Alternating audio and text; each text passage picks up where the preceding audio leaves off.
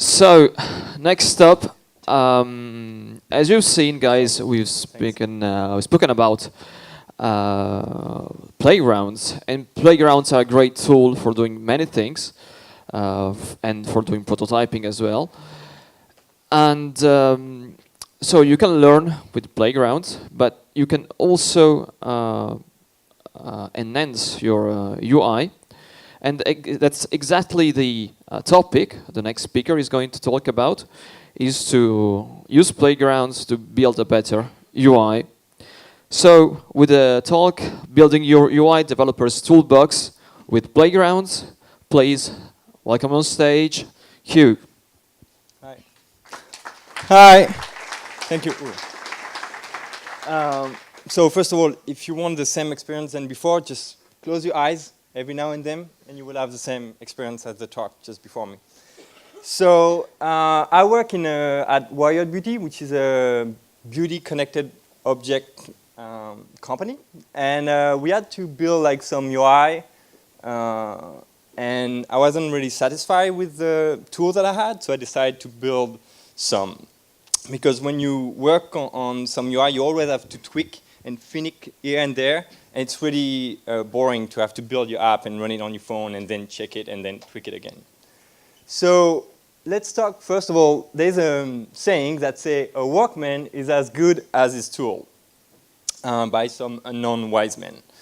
And here it's me, fixing my truck with my homemade car lift. And if it's true, then I'm a pretty shitty mechanic, because that's a pretty shitty tool. I almost died here, it's not funny.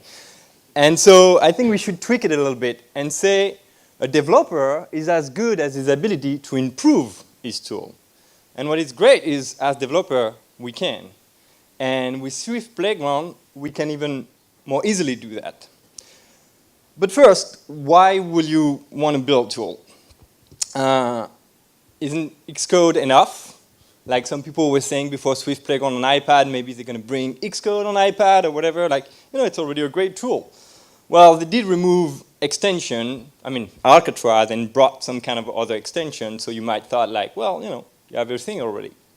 But I think Playground is actually an extension in itself. It allows you to not just simulate things and experiments, it allows you to build tools that you can use and reuse through all your projects.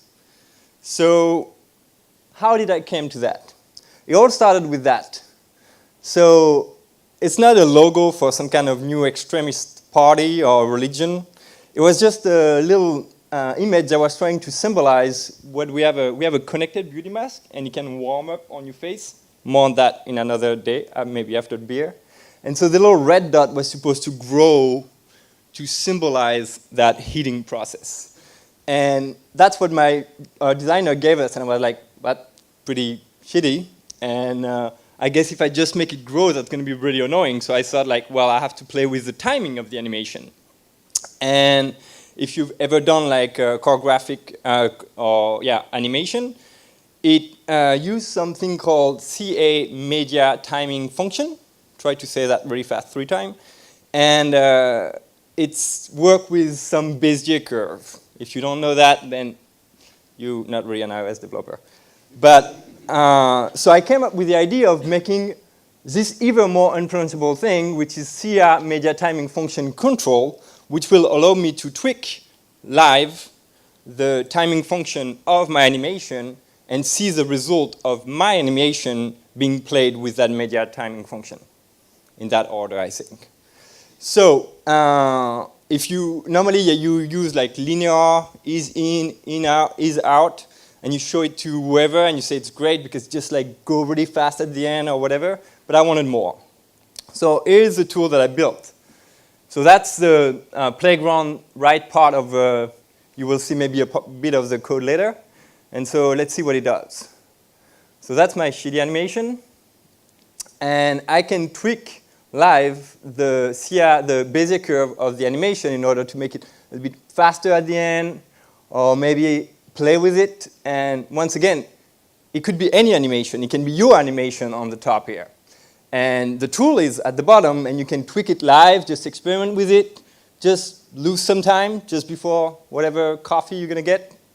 And it was actually really fun to be able to interact live with my animation. It made it like more interesting to me, and I really tweaked more until I find the perfect result that match even the heating process, because it's, you know, thermodynamic, really complicated. So how do you use that? The code will be available on GitHub, so please check out my GitHub one day. But here's if you already have the tool. So it's fairly easy once you've built it. You just use Playground with live view. Everybody, I guess, know live view. And you add your sample views that you're working on. And you can instantiate that control, add it as a sub view. And then you will just have to synchronize on whenever I change the value, it will call back that callback, and I can reassign the timing function. It's a little bit a lie here, because I actually have to had the ability to change the timing function of my animation at any time. So there is some tweaking of your own view before you can use it with that tool. So that was one of the tools I built to improve my UI developer toolbox. The second one is view resizer. So view resizer is just like everybody know, like, you know, size classes or whatever. I wanted a little bit more, and so I did that. Sorry for the quality. And so here there's a little thing on the bottom right side, and you can just live resize, and you see the font size is going to change. Then I'm going to remove some information because I have less space. And then when it starts to be all little, I'd even remove that. And the idea was, like, depending on the place where that view will be on my app, I will always use the same view, and it will animate between the two. And I want to test that, and so that's why I built that tool. Same thing, in order to use it, you just add it as a sub-view, and this time you just have to set it as a content view, because it will just dynamically resize its own content view. You don't have anything else to do. So what are the caveats of trying to build a tool with Swift Playground? Because life is not perfect. The biggest one is Playground are slow and unstable so far. And also you will have to, well, it crashes, seriously, sometimes. And you will have to copy paste your code from your project, because even if you work on a view, it's probably already in your project. You have to copy and paste that code in your Playground, because you cannot import your own project code in a Playground that is within your project. I hope it's crystal clear for everybody. And you can import CocoaPod or whatever, but not your own project. And also, you will sometimes need to adapt your view, like for the first one, when needed to make it able to support timing function, reapply on the go. And what's next after that with those tools? Well, obviously, iPad Swift Playground. That can be even funnier to tweak your own animation in the train or whatever. You can imagine any kind of thing, tweaking gradient, animation sequencer, or whatever. So that's all. Thank you. Thank you. Thanks. So, shit, broke it already. So no flickering. Nice, nice. Thanks, Jean-Mi.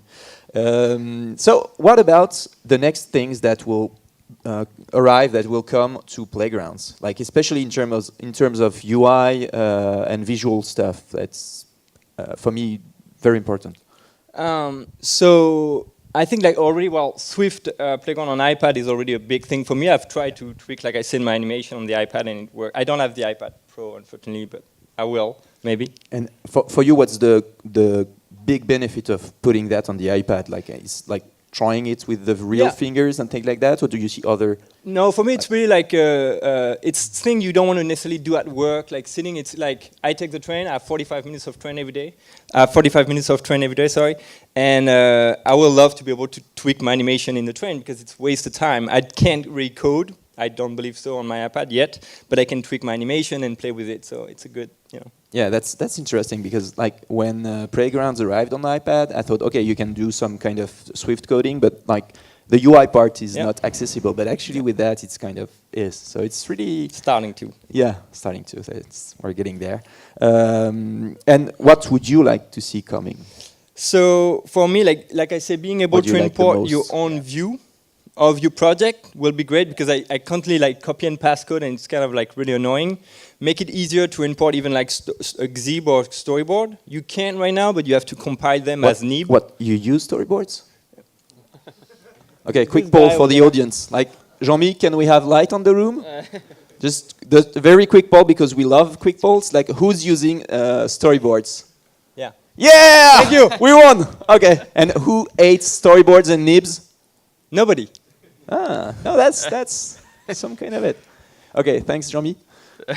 So yeah, like I said, you can use nib, but you have to compile them with EBtool, and it's pretty cumbersome. So having improvement, being able to interface with Playground and Xcode project will be great. Yeah, it's less friction Yep. less. Okay.